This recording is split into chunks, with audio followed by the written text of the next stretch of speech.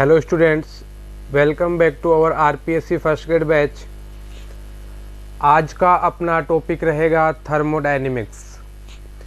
बहुत ही interesting chapter है। मोस्ट नंबर ऑफ क्वेश्चंस यहाँ से आने वाले हैं। सो इस चैप्टर को अपने को अच्छी तरीके से रीड करना है। तो फर्स्ट ऑफ ऑल, थर्मोडायनेमिक्स का मतलब क्या होता है? What is thermodynamics? तो जो थर्मोडायनेमिक्स है वो अपने पास दो वर्ड से मिलके बनी हुई है, थर्मो प्लस डायनेमिक्स। ठीक है, थर्मो प्लस डायनेमिक्स। थर्मो का मतलब क्या होता है? In the sense of thermal energy, ऊष्मीय ऊर्जा, और डायनेमिक्स का मतलब होता है मोशन। कि जो अपने पास कोई सिस्टम होगा उसके अंदर जो पार्टिकल्स होंगे उनकी थर्मल एनर्जी किस मोशन से चेंज हो रही है, दैट इज कॉल्ड थर्मोडायनेमिक्स। अब थर्मल एनर्जी कौन कौन सी फॉर्म में हो सकती है? Thermal energy in the form of heat, in the form of work, in the form of internal energy. Internal energy मतलब kinetic energy plus potential energy. तो अपन क्या बोल सकते हैं कि जो थर्मल एनर्जी अपने पास आने वाली है पार्टिकल्स की, वो किस किस की फॉर्म में आएगी? Heat, work and internal energy. तो अब जब थर्मोडायनेमिक्स को अपन डील कर रहे हैं तो इसको अच्छी तरीके से और समझे तो अपन क्या बोल सकते हैं कि जो थर्मल एनर्जी है, it is the mode of transformation of heat, work and internal energy. जो थर्मल एनर्जी है वो हीट, वर्क और इंटरनल एनर्जी मतलब काइनेटिक और पोटेंशियल एनर्जी का ही एक पार्ट है, जिसको अपन किससे डिफाइन करते हैं? थर्मल एनर्जी से डिफाइन करते हैं। तो जो इनके अंदर चेंज आएगा और जिस स्पीड से आएगा उसकी स्टडी अपन किसके अंदर करते हैं? उसकी स्टडी अपन थर्मोडायनेमिक्स के अंदर करते हैं। ठीक है, तो इसकी डेफिनेशन क्या दे सकते हैं? थर्मोडायनेमिक इन्वॉल्व्स, फर्स्ट डेफिनेशन या फर्स्ट पॉइंट क्या हो सकता है? The interconversion of various form of energy. Various form of energy कहने का मतलब क्या है कि बहुत सारी अपने पास ऊर्जा होंगी, वो आपस में एक दूसरे में इंटर कन्वर्ट होगी। उनकी स्टडी अपने को कौन देता है? थर्मोडायनेमिक देता है। Various form of energy like that kinetic energy, potential energy. Potential energy किस फॉर्म में? वो ट्रांसलेशन मोशन में भी हो सकती है, वो अपने पास वाइब्रेशनल मोशन में भी हो सकती है, और वो अपने उसका मोड अपने पास rotational mode of vibration, rotational mode भी अपने पास हो सकता है। तो various form of energy like that rotational, vibrational and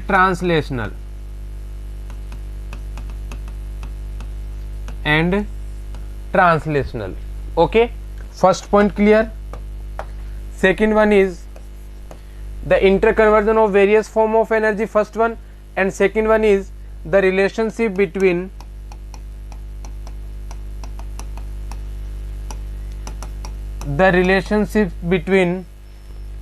heat and the various form of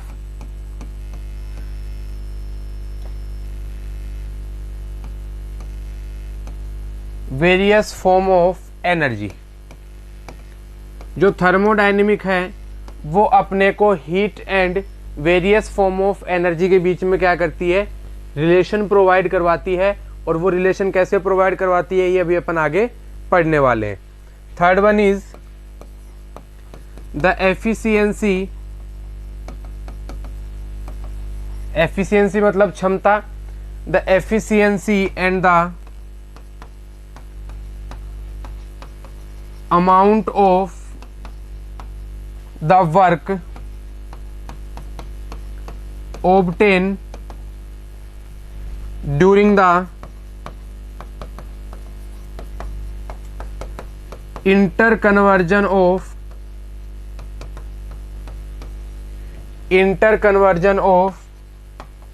energy। ठीक है, द एफिशिएंसी क्षमता and the amount of work कि अपन ने कितना कार्य किया है वो। अब वो कार्य कब आएगा? जब अपने पास हीट का एक्सचेंज होगा, कहाँ से? सिस्टम टू सराउंडिंग या फिर सराउंडिंग टू सिस्टम। तो अपने पास एफिशिएंसी कितनी है और अपने पास अमाउंट ऑफ वर्क कितना आया, अपन ने कितना वर्क किया है, अपने को क्या रिजल्ट मिला है, ये सारी प्रोसेस कहाँ इन्वॉल्व होती है? थर्मोडायनेमिक के अंदर अपने पास इन्वॉल्व होती है। तो बेसिकली ये 3 इंट्रोडक्शन पॉइंट है थर्मोडायनेमिक्स के। क्या? फर्स्ट क्या है? It provide the information about various form of energy कि एनर्जी की कितनी अपने पास अवस्थाएं होती है, कौन कौन सी अवस्थाओं में एनर्जी पाई जाएगी। दूसरी है the relationship between heat and various form of energy कि अपने पास ऊष्मा तथा अपने पास ऊर्जा के मध्य क्या संबंध होता है। और तीसरा अपने पास the efficiency and work obtain कि अपन ने कितना कार्य किया है और अपनी क्षमता कितनी है, उस सिस्टम की क्षमता कितनी है। तीनों के बारे में कौन जानकारी देता है अपने को? थर्मोडायनेमिक जानकारी देता है। ठीक है, आगे की ओर मूव करते हैं। Some basic terminology.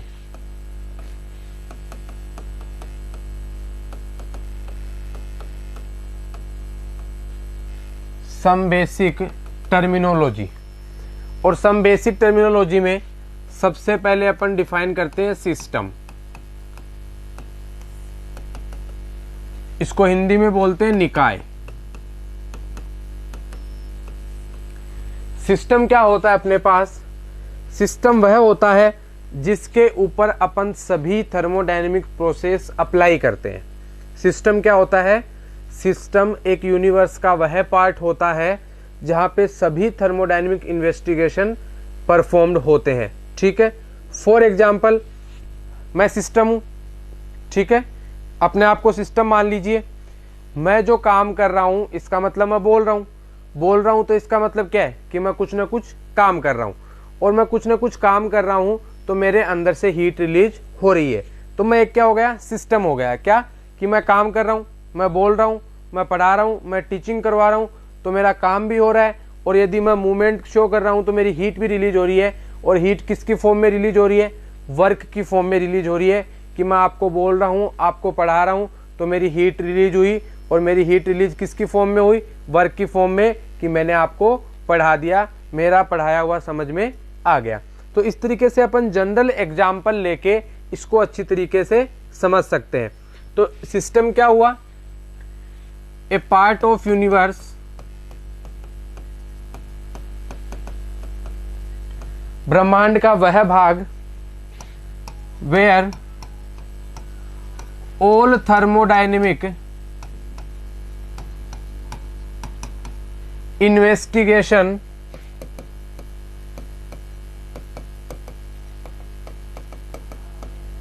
Takes place, जहां पे सभी थर्मोडायनेमिक इन्वेस्टिगेशन परफॉर्म्ड होते हैं, वो क्या कहलाता है अपने पास? सिस्टम कहलाता है। दूसरी अपने पास टर्मिनोलॉजी आती है सराउंडिंग।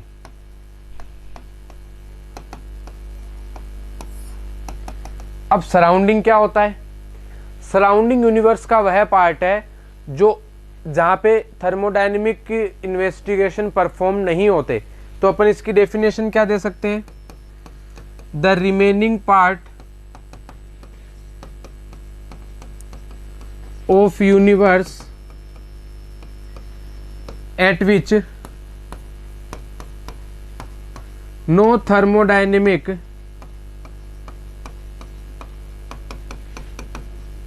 investigation takes place। ब्रह्मांड का बचा हुआ वह भाग जहां पे कोई भी उष्मागतिकी प्रक्रम संपन्न नहीं होता है, क्या कहलाता है अपने पास? वो अपने पास कहलाता है सराउंडिंग।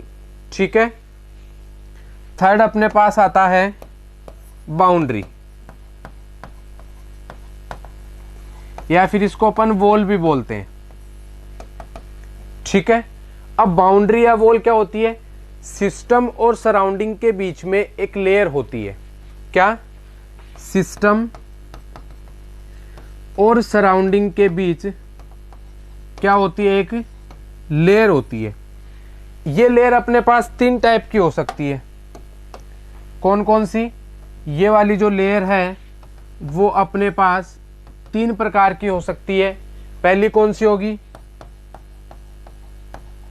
परमिएबल वॉल, दूसरी होगी डाइथर्मल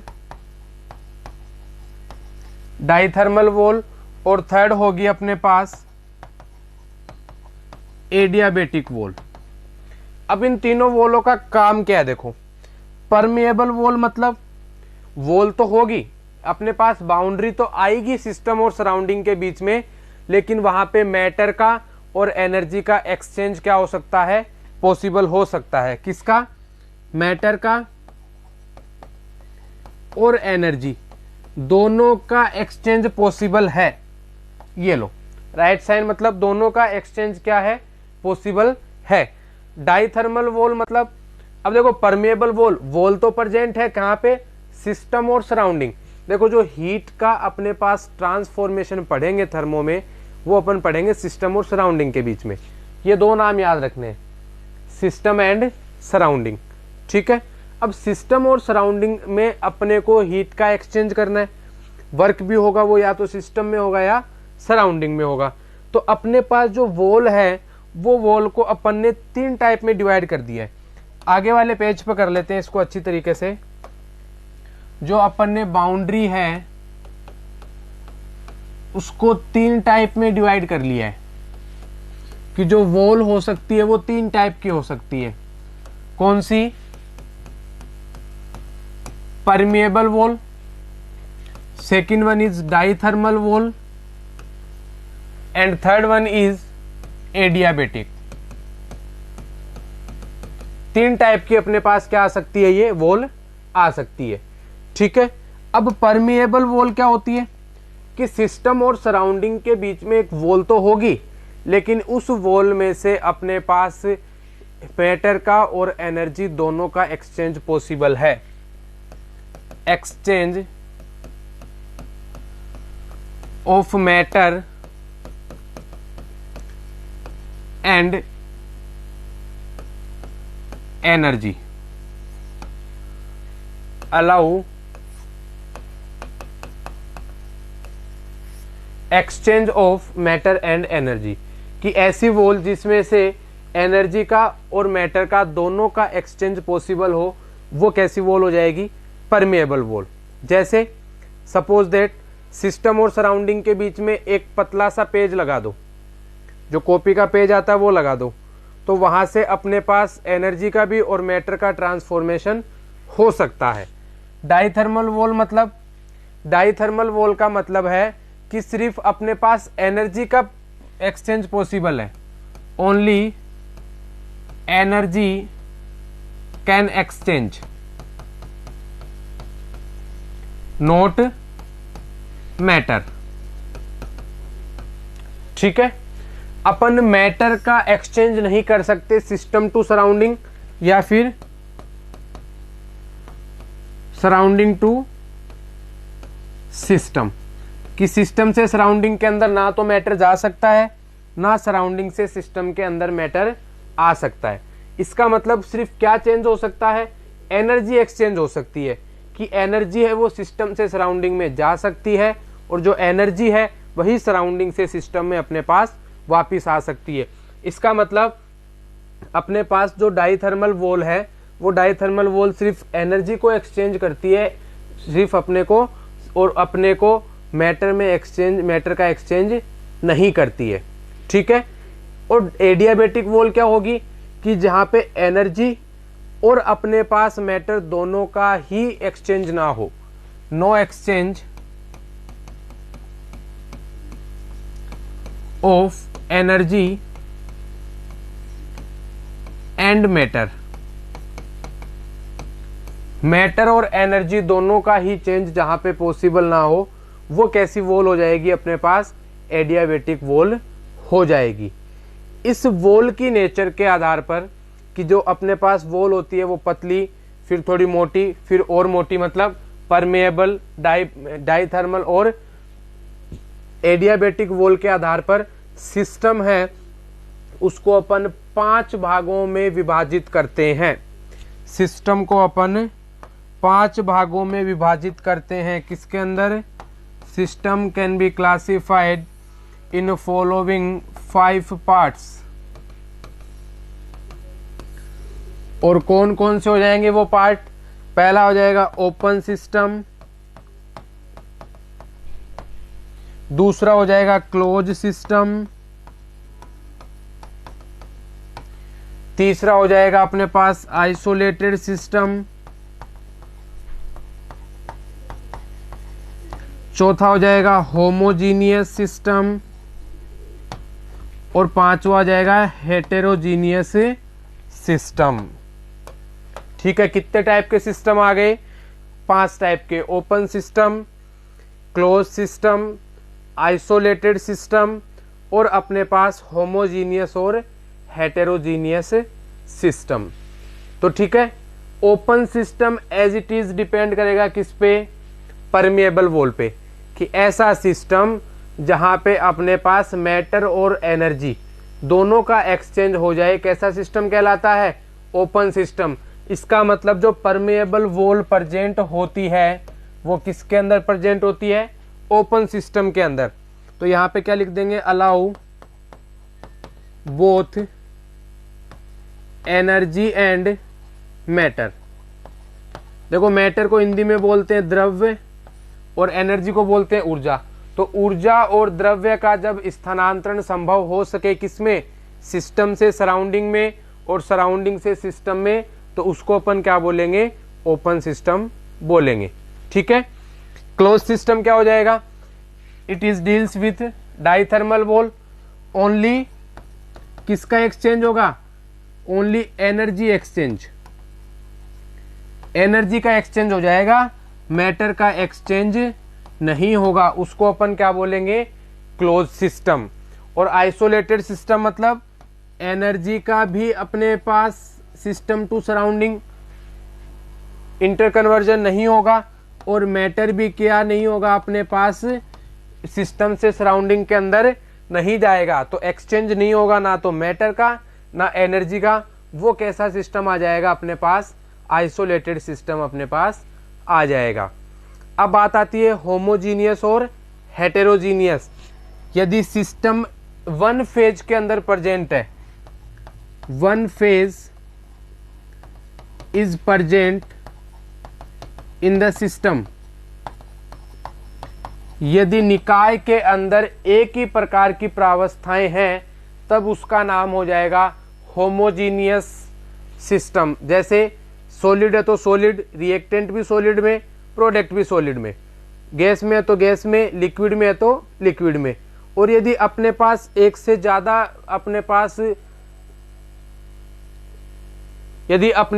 एक से ज्यादा फेज आ जाए तो वो कैसा सिस्टम हो जाएगा? Heterogeneous system. मतलब मोर देन 2 और more than 2 phase are present in system, कि जब निकाय के अंदर एक से ज्यादा प्रावस्थाएं उपस्थित हो जाएं, तब उसको अपन क्या बोलेंगे? हेटेरोजीनियस सिस्टम बोल देंगे। तो अपन समझ में आया कि ये जो बाउंड्री वॉल है, इसके बेसिस के ऊपर अपन ने सिस्टम को कितने टाइप में क्लासिफाइड किया है? 5 भागों में क्लासिफाइड किया है अपन ने इसको। कौन कौन से में? एक तो open system, close system, isolated system, and next one is homogeneous and heterogeneous. Okay, open system क्या होता है?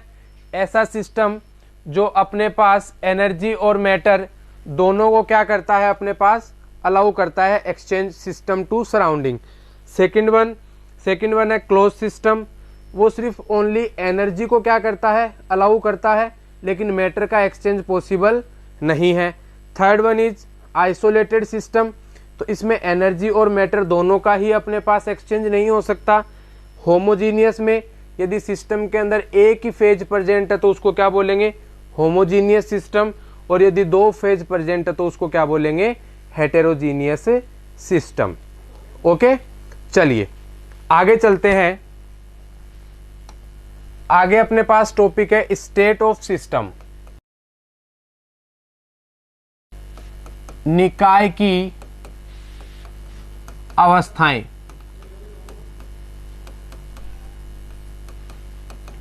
अब स्टेट ऑफ सिस्टम किसे बोलेंगे, यदि अपने को किसी सिस्टम को डिफाइन करना है, यदि अपने को किसी निकाय को परिभाषित करना है, तो उसके लिए कुछ अपने पास वेरिएबल्स होते हैं। उन वेरिएबल्स को अपन क्या बोलते हैं, स्टेट ऑफ सिस्टम बोलते हैं। तो क्या लिखेंगे, to define state of system we require some variables or parameters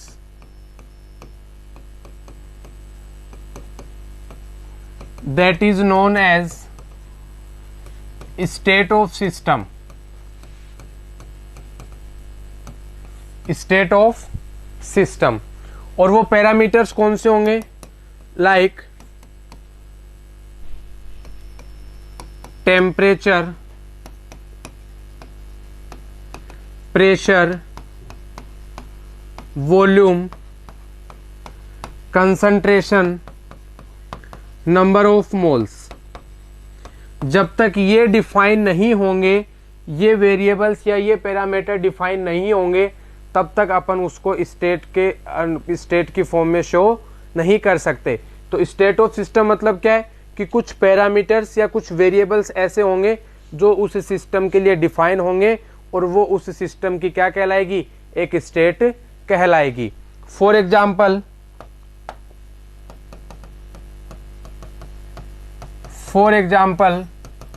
एक ही सिस्टम है वो टू स्टेट में एग्जिस्ट कर सकता है। फॉर एग्जाम्पल एक ही सिस्टम टू स्टेट में एग्जिस्ट कर सकता है। कैसे, सपोज उसका टेम्परेचर मान लिया 0 डिग्री सेंटीग्रेड, उसका प्रेशर मान लिया 1 एटमॉस्फेयर, उसका वॉल्यूम मान लिया 22.4 और उसमें नंबर ऑफ मोल्स मान लिए 2।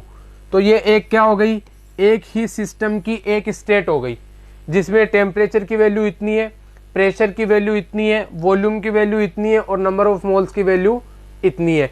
यदि इनके पैरामीटर चेंज कर दिए जाए, जैसे टेम्परेचर ले लिया अपन ने 5 डिग्री सेंटीग्रेड, प्रेशर ले लिया अपन ने 3 एटमॉस्फेयर, वॉल्यूम ले लिया अपन ने 11.2 और अपन ने नंबर ऑफ मोल्स ले लिए 1। तो ये एक ही तो सिस्टम है, सिस्टम तो यही है, इसके पैरामीटर की वैल्यू चेंज कर दी तो इसको अपन बोल सकते हैं स्टेट फर्स्ट और इसको अपन बोल सकते हैं स्टेट सेकंड। समझे कि अपन एक ही सिस्टम के लिए दो स्टेट को डिफाइन कर सकते हैं। अब दोनों स्टेट कौन सी होंगी अपने पास, यदि उनके पैरामीटर की वैल्यू चेंज कर दी जाए तो अपन एक सिस्टम के लिए दो स्टेट डिफाइन कर सकते हैं। तो स्टेट का मतलब क्या हो गया, अवस्था का मतलब क्या हो गया कि जो पैरामीटर है वो उसके लिए डिफाइन होने चाहिए। यदि वो डिफाइन नहीं होंगे तो अपन उसको स्टेट ऑफ सिस्टम नहीं बोल सकते, निकाय की अवस्थाएं नहीं बोलेंगे। इनके लिए रिक्वायर्ड वेरिएबल है कौन कौन से, टेम्परेचर हुआ, प्रेशर हुआ, वॉल्यूम हो गया अपने पास, next one is number of moles and concentrations. यदि ये डिफाइन है तो अपन उसको स्टेट बोलेंगे और यदि ये डिफाइन नहीं है तो अपन उसको स्टेट नहीं बोलेंगे कि ये उस सिस्टम की स्टेट है। हाँ, सिस्टम जरूर एग्जिस्ट कर सकता है लेकिन स्टेट के लिए अपने पास ये वेरिएबल्स, ये पैरामीटर्स होने जरूरी है और इनकी वैल्यूज अपने पास होनी जरूरी है। तो समझ में आया state of system. Okay,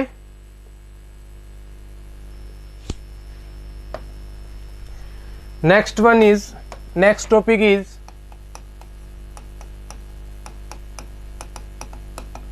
properties of system, properties of system. देखो जो प्रॉपर्टीज ऑफ सिस्टम है, यहां से एक क्वेश्चन कंफर्म आएगा, 101% है, तो यहां से इसको अच्छी तरीके से डील कर लेते हैं। प्रॉपर्टीज ऑफ सिस्टम है वो अपने पास दो टाइप की होती है, एक होती है माइक्रोस्कोपिक, एक होती है मैक्रोस्कोपिक।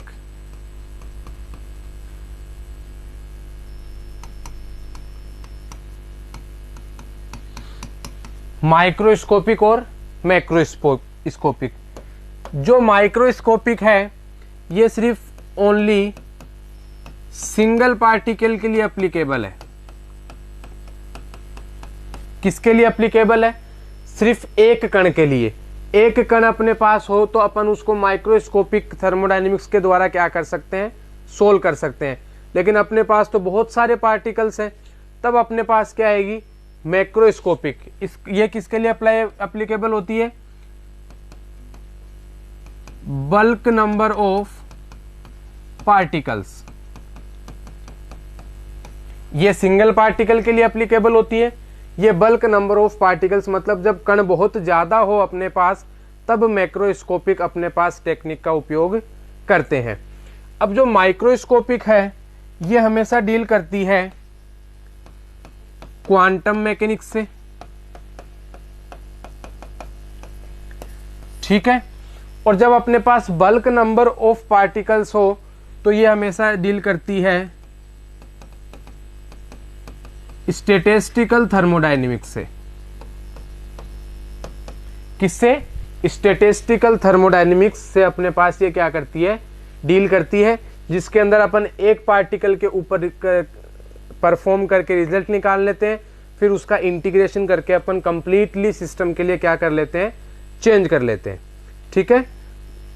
ये स्टैटिस्टिकल थर्मोडायनेमिक्स लाइक दैट किसकी तरह हो गई? देखो अपन सपोज घर में चावल पका रहे हैं, ठीक है।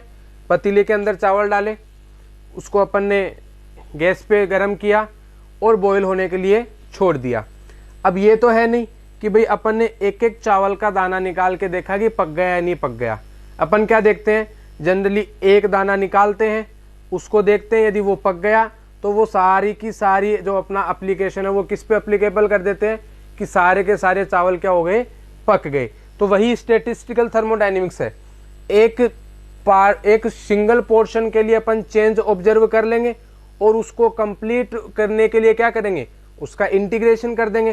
भाई डिफरेंशिएशन क्या होता है, स्मॉल चेंज, तो अपन डिफरेंशिएशन कर देते हैं। कंप्लीट चेंज देखना होता है तो इंटीग्रेशन कर देते हैं। तो यहाँ पे भी वही करेंगे, सबसे पहले डिफरेंशिएशन फॉर्म में कि भाई अपन ने एक पार्टिकल के लिए ये रिजल्ट निकाला, कंप्लीट सिस्टम के लिए निकालना है तो उसका इंटीग्रेशन, तो स्टैटिस्टिकल थर्मोडायनेमिक्स, ठीक है। और सिंगल पार्टिकल्स के लिए क्वांटम थर्मोडायनेमिक्स या फिर क्वांटम मैकेनिकल थर्मोडायनेमिक्स, ठीक है। अब जो अपने पास मैक्रोस्कोपिक प्रॉपर्टीज है वो अपने पास दो टाइप की होती है। कौन कौन सी? पहली होती है एक्सटेंसिव प्रॉपर्टी,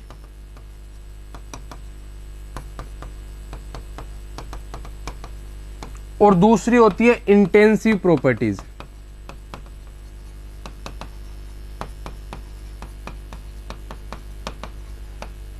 एक्सटेंसिव प्रॉपर्टीज और इंटेंसिव प्रॉपर्टीज। यहां से कंफर्म एक क्वेश्चन आएगा इंटेंसिव प्रॉपर्टीज में से या फिर एक्सटेंसिव प्रॉपर्टीज में से एक क्वेश्चन कंफर्म आएगा। तो अपन इनको डिटेल से देख लेते हैं। तो फर्स्ट ऑफ ऑल अपन पढ़ते हैं एक्सटेंसिव प्रॉपर्टीज। फर्स्ट नंबर क्या है? Extensive properties. देखो एक्सटेंसिव प्रॉपर्टीज क्या होती है? ऐसी प्रॉपर्टीज जो किस पे निर्भर करती है? पदार्थ की मात्रा पर निर्भर करती है। सिस्टम के अंदर जो पदार्थ है उसकी मात्रा पे निर्भर करती है। क्या कहलाती है अपने पास? Extensive properties. Properties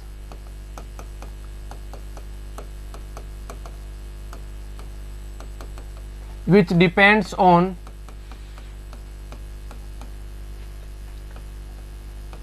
amount of substance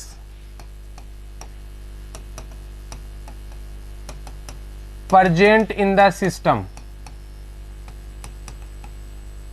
कि निकाय के अंदर जो पदार्थ उपस्थित है उसकी मात्रा पे यदि जो प्रॉपर्टीज निर्भर करेंगी वो अपने पास क्या हो जाएंगी, एक्सटेंसिव प्रॉपर्टीज हो जाएंगी।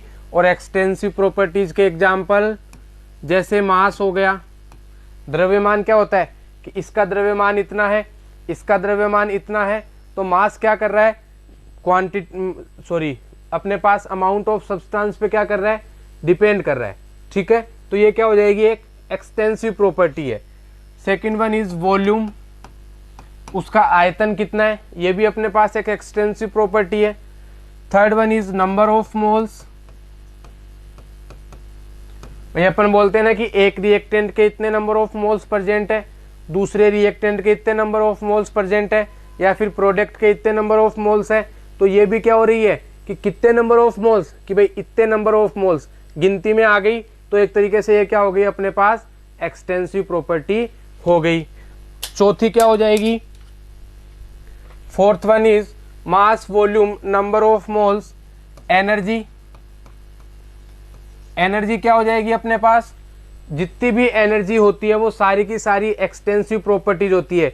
एनर्जीज मतलब कितने टाइप की एनर्जी हो गई अपने पास, suppose enthalpy, enthalpy delta H, H क्या है अपने पास, एनर्जी की फॉर्म है एंथैल्पी भी, तो ये भी क्या है, एक एक्सटेंसिव प्रॉपर्टी है। Entropy, it is also part of extensive properties. Free energy, जिसको अपन जी से शो करते हैं, ये भी क्या है, एक extensive property. Total internal energy, आंतरिक ऊर्जा, कुल आंतरिक ऊर्जा, ये सारे क्या है, एक एनर्जी के ही पार्ट हैं, और ये सारे के सारे क्या होंगे अपने पास, एक्सटेंसिव प्रॉपर्टीज होंगी, जो अमाउंट ऑफ सब्सटेंस पे क्या करेगी, डिपेंड करेगी। ठीक है, next one is intensive properties.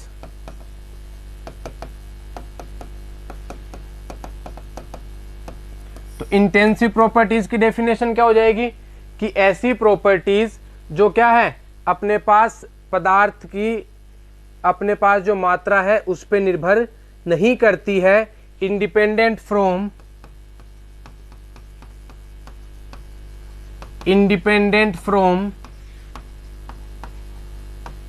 Amount of substance. जो अमाउंट ऑफ सब्सटेंस पे डिपेंड नहीं करती हैं, वो सारी की सारी प्रॉपर्टीज क्या हो जाएंगी, इंटेंसिव प्रॉपर्टीज अपने पास हो जाएगी। फॉर एग्जाम्पल नंबर फर्स्ट, कौन कौन सी प्रॉपर्टीज अपने पास इंटेंसिव होगी, तो वे प्रॉपर्टीज जिनके पास यूनिट तो क्या हो, एरिया हो, समझ रहे हो मेरी बात, यूनिट क्या हो, एरिया हो, यूनिट ही अपने पास क्या हो, वॉल्यूम हो। यूनिट का मतलब एक, ठीक है, unit area, unit volume, unit ही क्या हो अपने पास, नंबर ऑफ मोल्स। ठीक है, या फिर ऐसे लिखा हुआ है पर वर्ड, जैसे अपन बोलते हैं ना पर मोल, बोलते हैं ना अपन, भाई ऐसे बोलते हैं ना पर मोल, पर जो वर्ड मतलब PER, पर यदि वर्ड लगा हुआ आ जाए तो आप उसको मान के चलना है कि ये इंटेंसिव प्रॉपर्टी है। ठीक है, या फिर अपने पास मोलर लगा हुआ आ जाए, ठीक है, तो वो सारी की सारी क्या है, इंटेंसिव प्रॉपर्टीज अपने पास हो जाएगी। फॉर एग्जाम्पल डेंसिटी, डेंसिटी क्या है, मास अपॉन वॉल्यूम, तो अपन इसको क्या लिखेंगे, मास पर वॉल्यूम लिखेंगे ना। तो मैंने क्या बोला है कि यदि पर वर्ड जहां पे आ जाए, इसका मतलब वो कैसी प्रॉपर्टी है, इंटेंसिव प्रॉपर्टी अपने पास है। ठीक है, ऐसे ही फोर्स हो जाएगा अपने पास, प्रेशर क्या हो जाएगा, फोर्स अपॉन में एरिया, तो इसको क्या लिख सकते हैं, फोर्स पर एरिया, तो यहां पे क्या आ गया, पर वर्ड आ गया। तो pressure is also a part of intensive property. ठीक है, सपोज एंथैल्पी लिखा हुआ है, ओनली एंथैल्पी, तो अपने पास एक्सटेंसिव प्रॉपर्टी।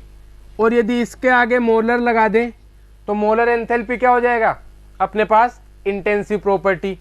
ऐसे ही एंट्रोपी लिखा हुआ है तो ये एक्सटेंसिव, यदि इसके आगे मोलर वर्ड लगा दें तो ये इंटेंसिव। ठीक है, ऐसे ही अपने पास फ्री एनर्जी, यदि इसके आगे मोलर लगा दें तो ये किसका पार्ट हो जाएगा अपने पास, ये अपने पास पार्ट हो जाएगा किसका, इंटेंसिव प्रॉपर्टी का पार्ट अपने पास हो जाएगा। तो आपको मैंने शॉर्ट ट्रिक क्या बता दी कि यूनिट एरिया हो, यूनिट वॉल्यूम हो अपने पास, या फिर यूनिट नंबर ऑफ मोल्स हो, तो अपन उसको किस तरीके से डिफाइन करेंगे, अपन उस तरीके को डिफाइन करेंगे किससे, अपन इंटेंसिव प्रॉपर्टी से। या फिर मोलर वर्ड लगा हुआ आ जाए, या फिर जो ये पर वर्ड है बीच में ये आ जाए, तो भी अपन इसको क्या बोलेंगे, it is the part of intensive property. ठीक है, और एग्जांपल्स देखते हैं इसके। बॉइलिंग पॉइंट, मेल्टिंग पॉइंट, ये क्या है, इंटेंसिव है या फिर एक्सटेंसिव प्रॉपर्टीज है। बॉइलिंग पॉइंट और मेल्टिंग पॉइंट, या फिर अपन क्या बोल दें, freezing point, sublimation point, dielectric constant, dielectric constant, ये सारी की सारी क्या हो जाएंगी अपने पास, इंटेंसिव प्रॉपर्टी हो जाएगी। क्यों, क्योंकि देखो बॉइलिंग पॉइंट अमाउंट की सब्सटेंस पर निर्भर नहीं करता है कि उसका अमाउंट कितना है, वो तो फिक्स है कि इतने डिग्री है तो इतने डिग्री है। ऐसे ही मेल्टिंग पॉइंट, ऐसे ही फ्रीजिंग पॉइंट, ऐसे ही सब्लिमेशन पॉइंट, ऐसे ही डाइलेक्ट्रिक कांस्टेंट, ये अमाउंट की सब्सटेंस पे निर्भर नहीं करते, तो इनको अपन क्या बोलेंगे, ये अपने लिए क्या है, इंटेंसिव प्रॉपर्टीज है। ठीक है, थर्ड देखिए, यदि कहीं पे आपको स्टैंडर्ड वर्ड दिख जाए, कौन सा, यदि अपन किसी भी इकाई को एक्सप्रेस कर रहे हैं और उसमें स्टैंडर्ड वर्ड दिख जाए, तो it is N example of intensive property. किसका एग्जाम्पल हो जाएगा, ये इंटेंसिव प्रॉपर्टी का एग्जाम्पल अपने पास हो जाएगा। समझ रहे हो, स्टैंडर्ड वर्ड लिखा हुआ मिले तो ये किसका एग्जाम्पल अपने पास, इंटेंसिव प्रॉपर्टी का एग्जाम्पल है। फॉर एग्जाम्पल, सिर्फ सेल पोटेंशियल लिखा हुआ है,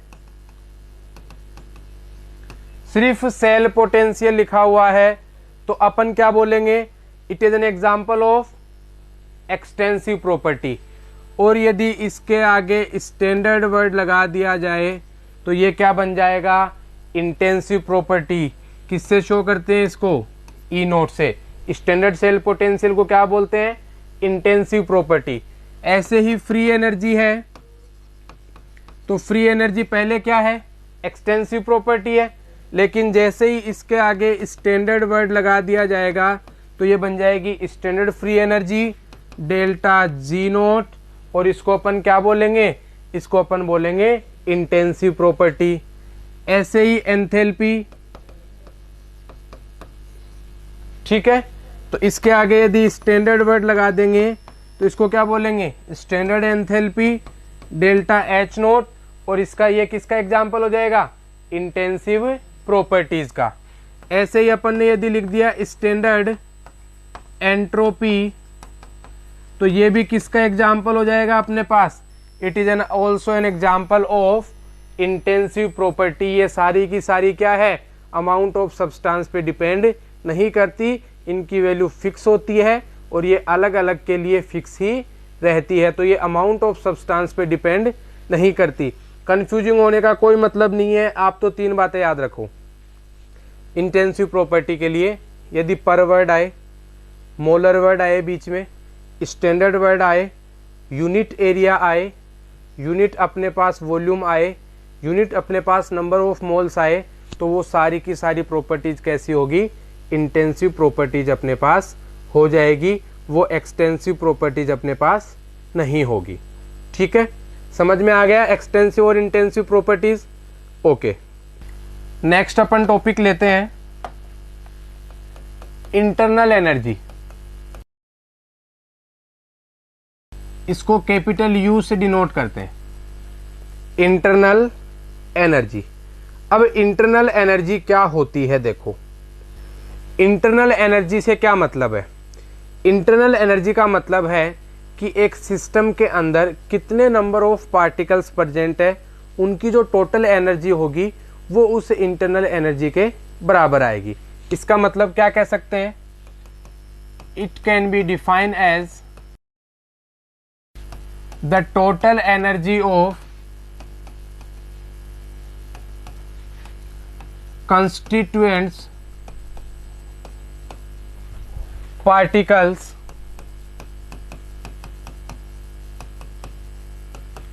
present in, it can be defined as the total energy of constituent particles present in the system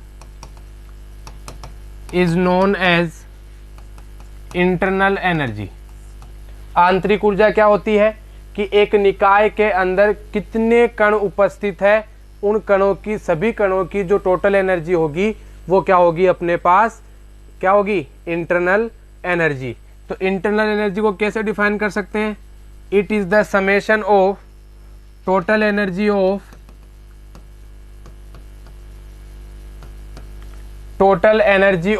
constituents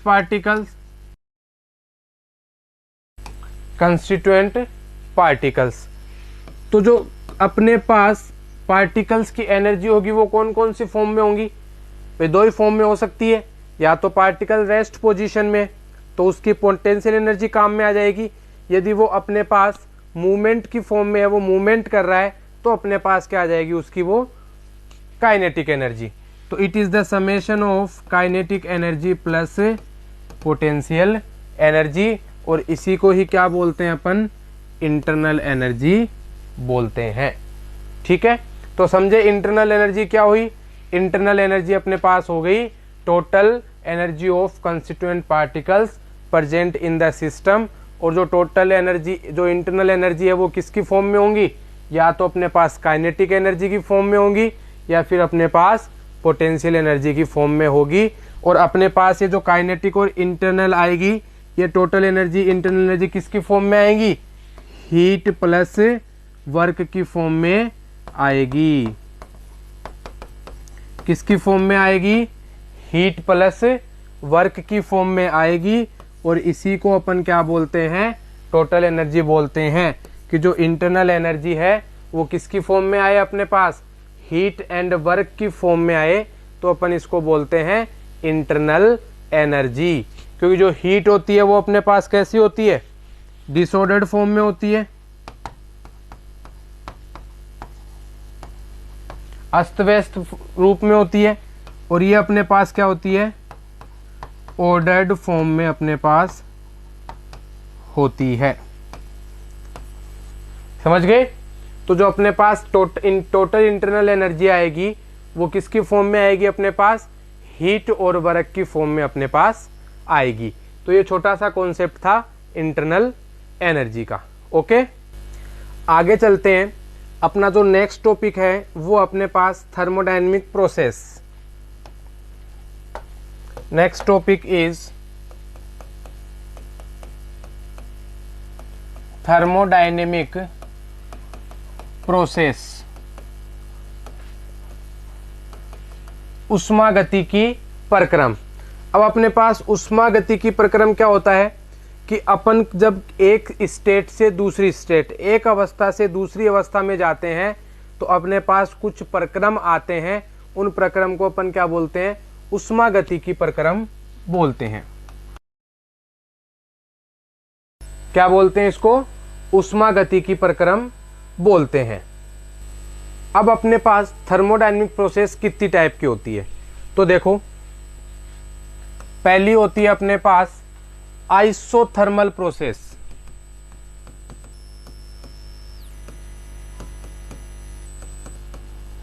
isothermal process मतलब समतापीय प्रक्रम। मैं इधर लिख देता हूं, एक स्टेट अपने पास ये है, स्टेट 1 और स्टेट 2। इसका टेम्परेचर मान रहा हूं मैं T1, इसका टेम्परेचर मान रहा हूं मैं T2। तो डेल्टा T का मान क्या आएगा, T2 माइनस T1 आएगा क्या इसके अकॉर्डिंग। लेकिन प्रोसेस कैसी हो, समतापीय हो, आइसोथर्मल प्रोसेस अपने पास हो, तो अपन उसको क्या बोलेंगे कि यहाँ पे T1 इज इक्वल्स टू क्या है, T2 है। क्या है अपने पास, T1 is equals to T2 है। तो जो T1 और T2 का मान एक ही है, तो डेल्टा T का मान कितना आएगा, 0। तो आपको क्या याद रखना है कि आइसोथर्मल प्रोसेस के अंदर डेल्टा T का मान कितना आता है अपने पास, 0 आता है। ठीक है। सेकंड क्या हो जाएगी, आइसोबारिक प्रोसेस। आइसोबारिक मतलब समदाबीय प्रक्रम। अब समदाबीय प्रक्रम क्या होगा, इसका प्रेशर P1 मान लो और दूसरी स्टेट का प्रेशर P2 मान लो। इसका मतलब P1 इज इक्वल्स टू क्या आएगा, P2 समदाबीय प्रक्रम में। तो जो डेल्टा P है वो क्या आएगा, P2 माइनस P1, और जो डेल्टा P का मान है वो क्या आ जाएगा अपने पास, 0। इसका मतलब समदाबीय प्रक्रम में डेल्टा P का मान कितना आएगा, 0 आएगा। थर्ड देखते हैं, आइसोकोरिक प्रोसेस। आइसोकोरिक प्रोसेस क्या होती है, समआयतनिक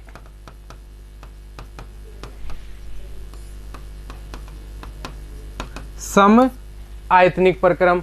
अब समायतनिक प्रक्रम मतलब इसका वॉल्यूम V1 माना, इसका वॉल्यूम V2 माना। इसका मतलब V1 किसके बराबर है, V2। समायतनिक मतलब दोनों स्टेट के वॉल्यूम बराबर। तो जो डेल्टा V आएगा वो क्या आएगा, V2 माइनस V1, और ये किसके इक्वल आ जाएगा, 0 के इक्वल, क्योंकि V1 और V2 का मान क्या है, एक ही है। तो ये कैसा प्रक्रम हो जाएगा अपने पास, आइसोकोरिक प्रक्रम या फिर समायतनिक प्रक्रम। चौथा क्या है, साइक्लिक प्रोसेस, चक्रीय प्रक्रम।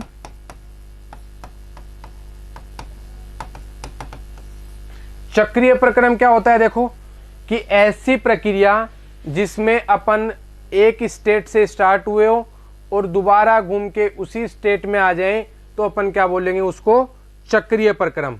सपोज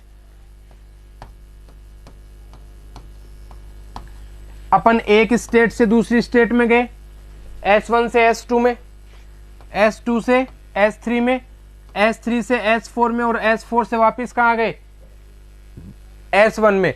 तो अपन एक साइकिल कंप्लीट करके आए। हो सकता है टेम्परेचर अलग अलग हो, इसका टेम्परेचर T1, इसका T2, इसका T3, इसका T4।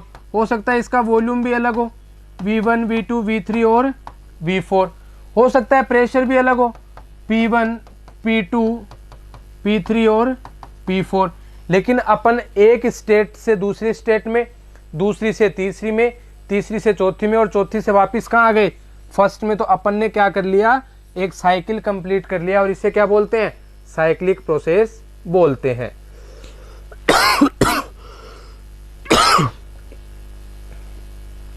ठीक है, इसे क्या बोलेंगे, साइक्लिक प्रोसेस बोलेंगे। तो अभी तक कितनी टाइप की अपन ने थर्मोडायनेमिक प्रोसेस पढ़ी, 4 टाइप की। पहली पढ़ी अपन ने आइसोथर्मल, दूसरी पढ़ी अपन ने आइसोबारिक, तीसरी पढ़ी अपन ने आइसोकोरिक, और चौथी पढ़ी अपन ने साइक्लिक प्रोसेस। नेक्स्ट प्रोसेस है 5वें नंबर की, एडियाबेटिक।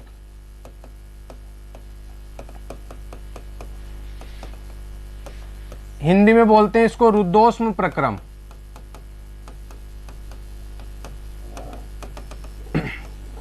देखो एडियाबेटिक का मतलब क्या होता है, अपन किसकी बात कर रहे हैं, स्टेट फर्स्ट की और स्टेट सेकंड की। दो अलग अलग स्टेट की बात कर रहे हैं, और जब अपन दो अलग अलग स्टेट की बात करते हैं तो अपन ने इसका प्रेशर P1, इसका P2, वॉल्यूम V1 P2, इसका अपने पास टेम्परेचर T1 T2, ये मानते हैं अपन। अलग अलग टेम्परेचर है अपने पास और अलग अलग क्या है, प्रेशर है। तो अपने पास एडियाबेटिक का मतलब क्या हो जाएगा कि यदि इनके अंदर हीट का एक्सचेंज नहीं हो, स्टेट फर्स्ट से स्टेट सेकंड के अंदर अपने पास हीट का एक्सचेंज नहीं हो, नो एक्सचेंज ऑफ हीट, यदि हीट का एक्सचेंज नहीं हो तो अपन उसको क्या बोलेंगे, एडियाबेटिक प्रोसेस बोलेंगे। उष्मा का आदान प्रदान संभव नहीं हो तो अपन उसको क्या बोलेंगे, अपन उसको बोलेंगे एडियाबेटिक प्रोसेस। इसका मतलब Q का मान क्या आएगा, 0 आएगा। ये याद रखना इंपॉर्टेंट है। रुद्धोष्म प्रक्रम में हीट का मान 0 या फिर डेल्टा Q का मान भी क्या होता है, 0। डिफरेंशिएशन किया है, या फिर dQ का मान भी कितना होता है, 0। तो रुद्धोष्म प्रक्रम में हीट का एक्सचेंज नहीं होता है, और जब हीट का एक्सचेंज नहीं होता है तो इसका मान कितना आएगा अपने पास, अपने पास आएगा 0। ठीक है, समझ गए ये बात कि Q का मान क्या आएगा अपने पास, 0 आएगा। ओके, चलिए समझ में आया अपने पास। एक होती है अपने पास रिवर्सिबल प्रोसेस, रिवर्सिबल प्रोसेस मतलब बोथ डायरेक्शन, जो बोथ डायरेक्शन में चले वो रिवर्सिबल प्रोसेस। और एक होती है अपने पास इरिवर्सिबल प्रोसेस, जो क्या हो अपने पास, ओनली वन डायरेक्शन में हो। इसको अपन क्या बोलेंगे, इरिवर्सिबल प्रोसेस अपन बोलेंगे। तो टोटल अपने पास 7 टाइप की क्या है अपने पास थर्मोडायनेमिक प्रोसेस है। फर्स्ट आइसोथर्मल, जिसमें टेम्परेचर बराबर डेल्टा टी का मान 0। दूसरा है अपने पास आइसोबारिक, जिसमें प्रेशर बराबर दोनों स्टेट के, तो डेल्टा पी का मान 0। थर्ड है अपने पास आइसोकोरिक, जिसमें अपने पास वॉल्यूम इक्वल, तो डेल्टा वी का मान 0। फोर्थ है अपने पास साइक्लिक प्रोसेस, एक स्टेट से दूसरी में गए, दूसरी से तीसरी में, तीसरे चौथी में वापस कहाँ आ गए अपन, इनिशियल स्टेट में आ गए, तो अपने पास वो क्या हो जाएगी, साइक्लिक प्रोसेस। पांचवी अपने पास एडियाबेटिक प्रोसेस, इसके अंदर क्या होता है, Q का मान 0 होता है। और एक अपने पास क्या है, क्योंकि इसके अंदर एक्सचेंज किसका नहीं होता है, हीट का एक्सचेंज नहीं होता है एक स्टेट से दूसरी स्टेट के अंदर। फिफ्थ क्या अपने पास, सिक्स्थ क्या अपने पास रिवर्सिबल प्रोसेस, जो बोथ डायरेक्शन में चलती है। और एक है अपने पास इरिवर्सिबल थर्मोडायनेमिक प्रोसेस, जो सिंगल डायरेक्शन में अपने पास चलती है। तो इस टाइप से ये जो अपने पास टाइप्स ऑफ थर्मोडायनेमिक प्रोसेस था, या फिर कितने टाइप्स की अपने पास थर्मोडायनेमिक प्रोसेस होती है, ये टॉपिक होता है कंप्लीट। आज के लेक्चर में इतना ही, बाकी अपन आगे करेंगे नेक्स्ट वीडियो लेक्चर में। Okay, thank you for watching.